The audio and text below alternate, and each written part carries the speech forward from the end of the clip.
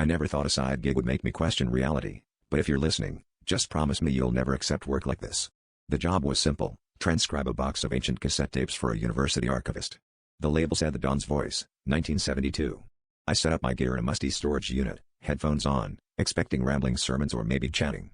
But as I pressed play, I heard a voice, soft, insistent, describing a circle of followers gathered in a barn, each one repeating names.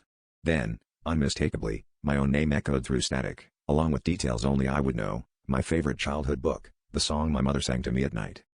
At first, I told myself it was a coincidence. Maybe the cult had some member with my name, maybe my memories weren't so unique. But the tapes grew stranger. The next one mentioned the street where I grew up, the smell of my grandmother's apple pie, the scar on my left wrist. Every detail was more accurate, more intimate than the last. The voices began to change, too, sometimes overlapping, sometimes perfectly in sync, as if they were speaking with one mouth. I started to dread each new tape, but I couldn't stop listening, drawn by a feeling that something terrible would happen if I didn't finish. By the third night, I was barely sleeping. I'd hear whispers long after the headphones were off, sometimes repeating phrases from the tapes, sometimes asking questions. Do you remember us? Are you ready? I emailed the university, desperate to quit, but got no reply.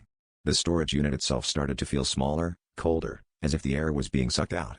I tried to leave, but every time I reached the door, a fresh tape would appear on the desk, unmarked, waiting. The voices spoke of the return and the opening of the gate, promising a reunion soon.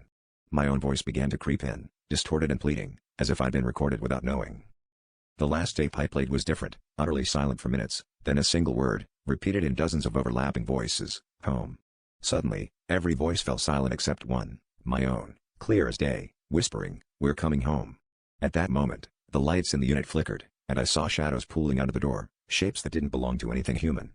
I ran, but the tape recorder kept playing, the voices growing louder, closer. If you ever find those tapes, burn them.